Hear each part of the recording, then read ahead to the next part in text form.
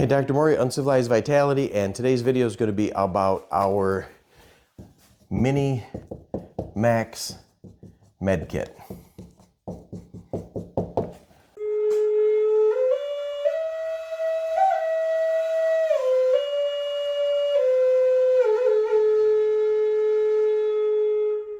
Okay, the Minimax Med-kit that we carry, or that we recommend for Uncivilized Vitality. Let's talk about first why we'd have to have a med-kit. I always have my Minimax Med-kit on me, and it usually rides about here in my Spirit Systems sack, which is your sub-abdominal carry kit.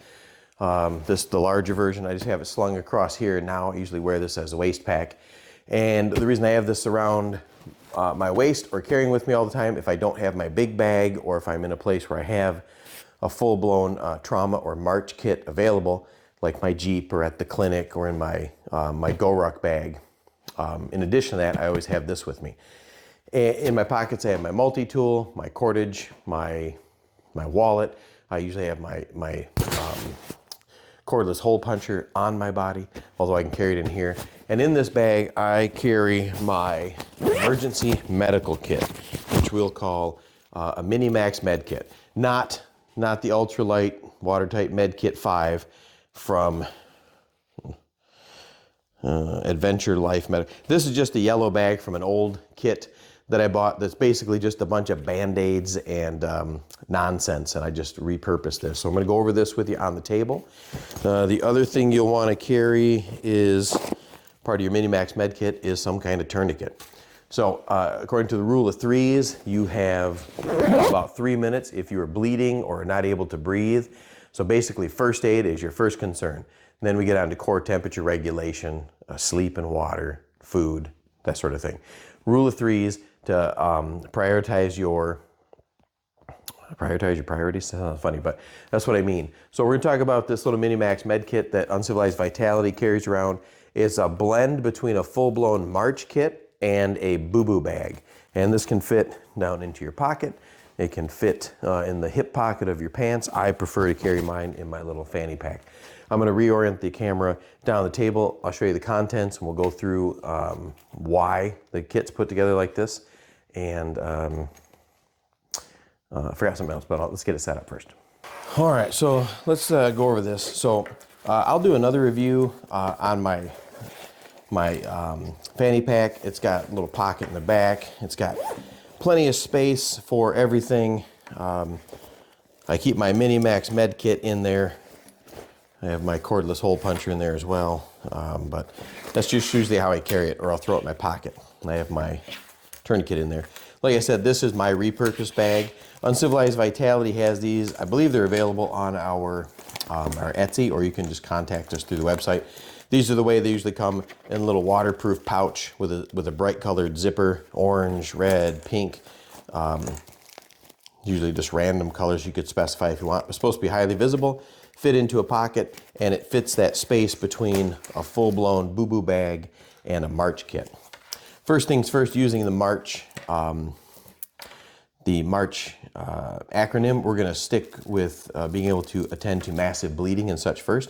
So you need a tourniquet. You can carry a cat tourniquet, a TMT, a soft wrap. You can carry any kind of tourniquet. I suggest that you go and check out the list of approved tourniquets from the Tactical Combat and Casualty Care, the TCCC committee, the military that deals with lots and lots of traumatic injuries, and they do all the research, and they will tell you which tourniquets are good and which tourniquets are not.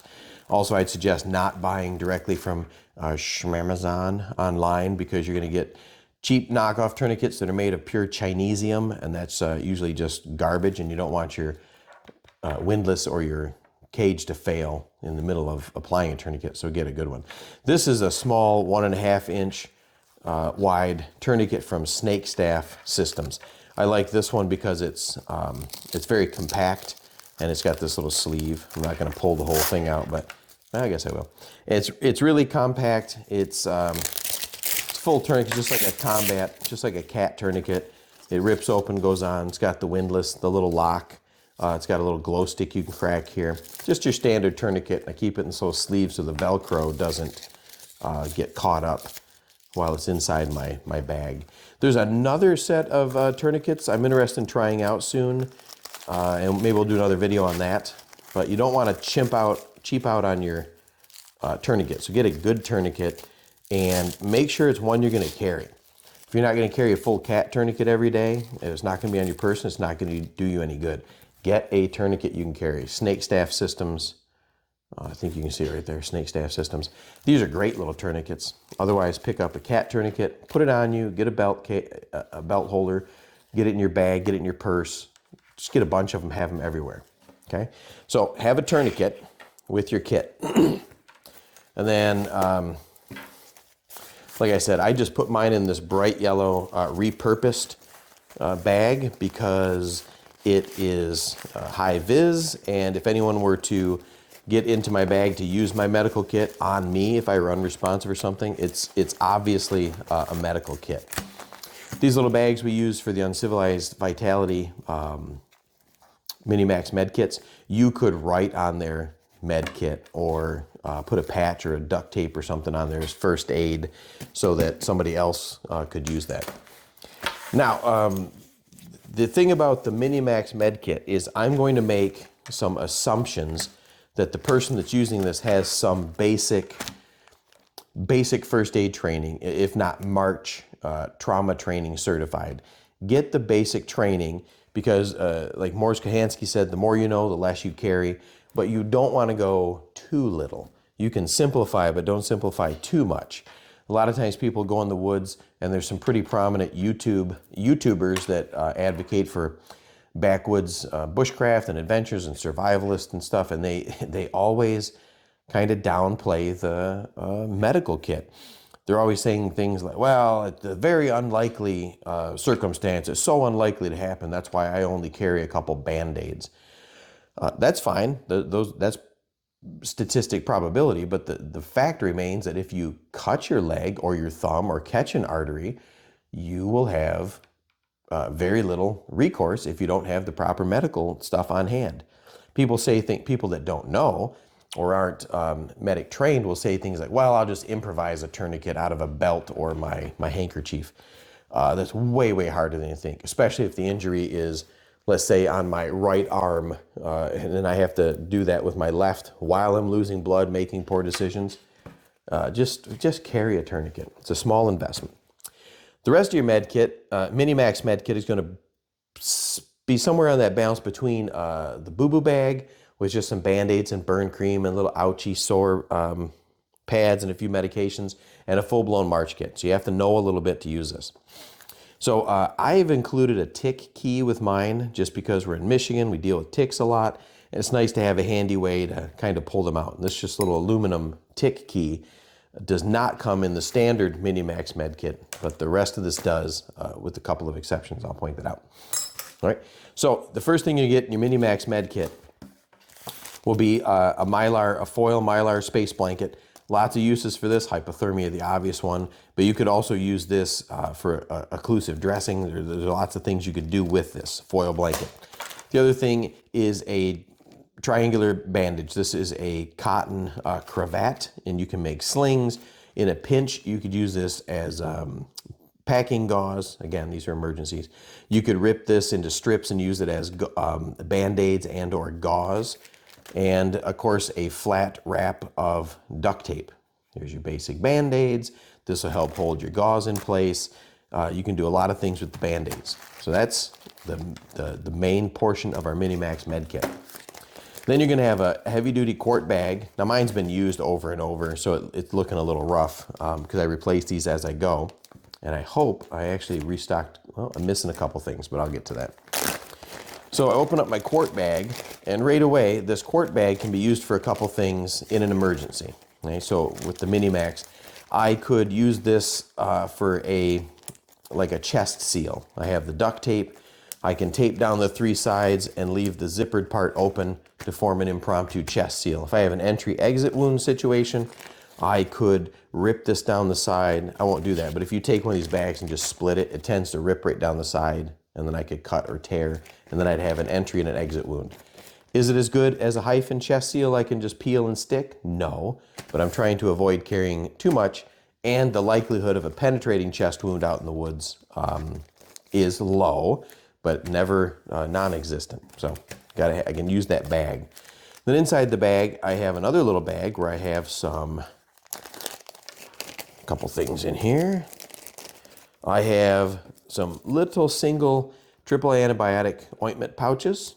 Remember, this is just to treat a few boo-boos. Think of this as a weekend or a one-time boo-boo bag.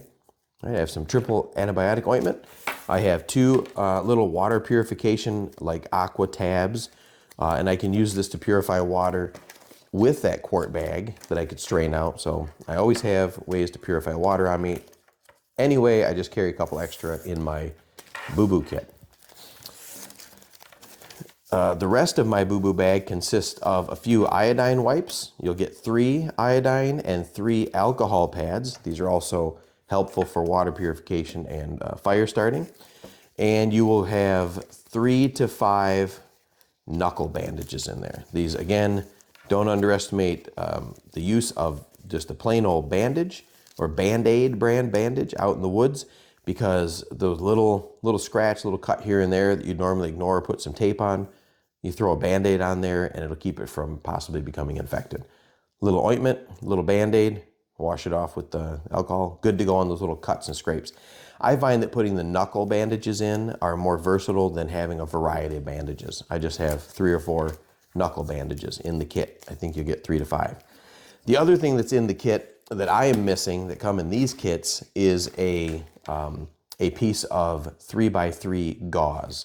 So that gauze is tucked in there too, so you can cover up a slightly bigger wound or cut with that.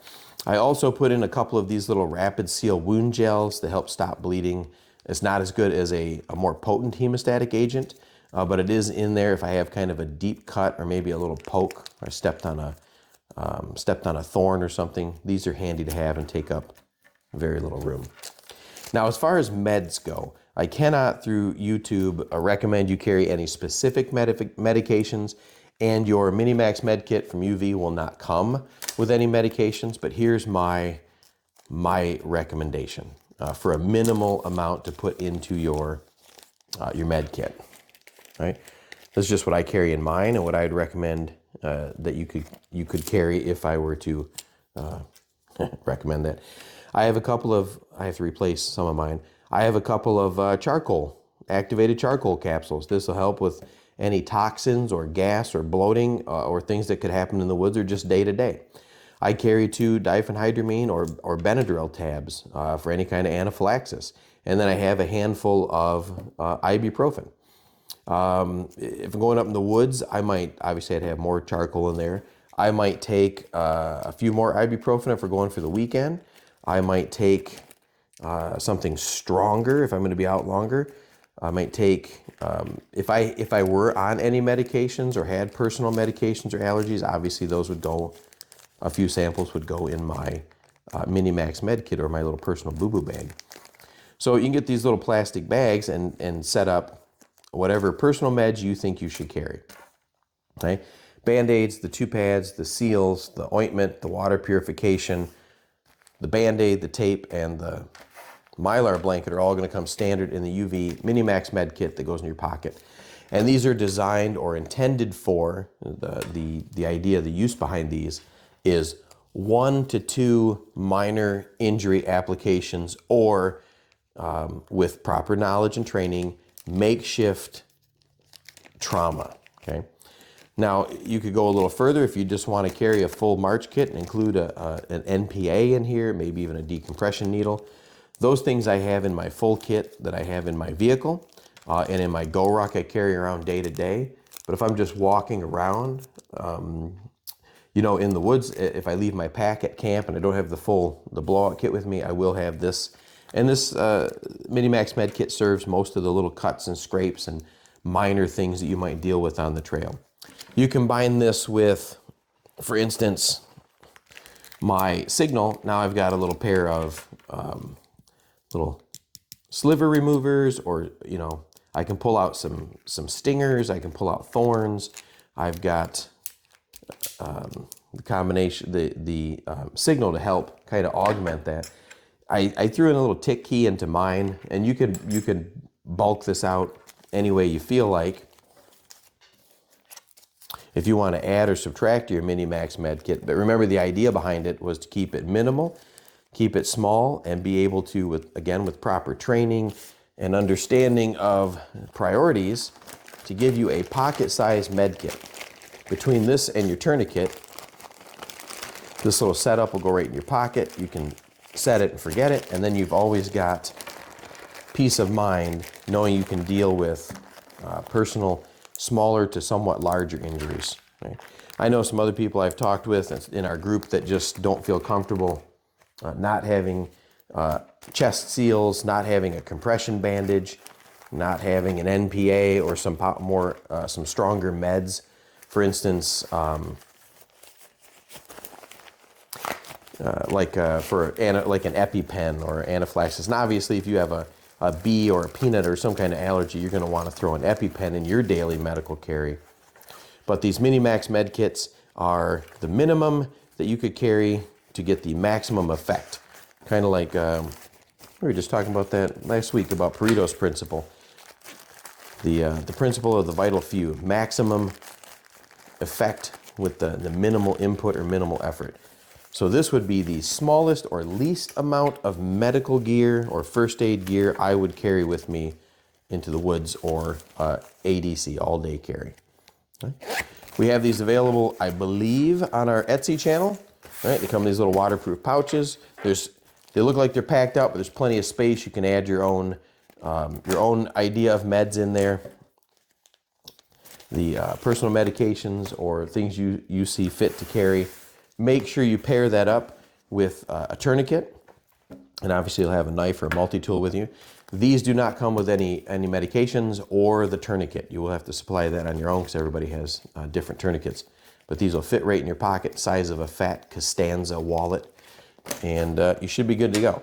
So, Uncivilized Vitality Minimax Med-kit. I know that Doug had asked me to go over the contents of that and kind of the justifications. And like I said, you can get those for a small fee on our Etsy, or just contact us directly, or just go back over the contents of this video and put your own together. I'm not really, we're not selling these necessarily to make any kind of profit. The sale of these, minus the cost, goes directly to the charity anyway. So if you don't want to buy one, just build your own. Follow through there, but make sure you do it. Make sure you carry one, and it can be as minimal or as elaborate as you wish. But make sure you are prepared for first aid emergencies first, and then build the rest of your ADC around that. All right, if you would like to support us in other ways besides buying a Minimax Med-kit or any of the other little things we have on our Etsy channel, you can go over to the uncivilizedlivingfoundation.org and just make a donation directly. You can like, share, subscribe, turn on notifications, recommend the channel to others. So we do make tens of dollars a month on YouTube. We're hoping to get up a few more subscribers. You can buy me a coffee. I don't know how to do it from this position, Rendell. I'll just point up. Buy me a coffee. That would help support us directly. Anything you can do is appreciated. It helps us get more people out into the woods and get the benefits of living in nature and the way we were intended. So that's it for this one.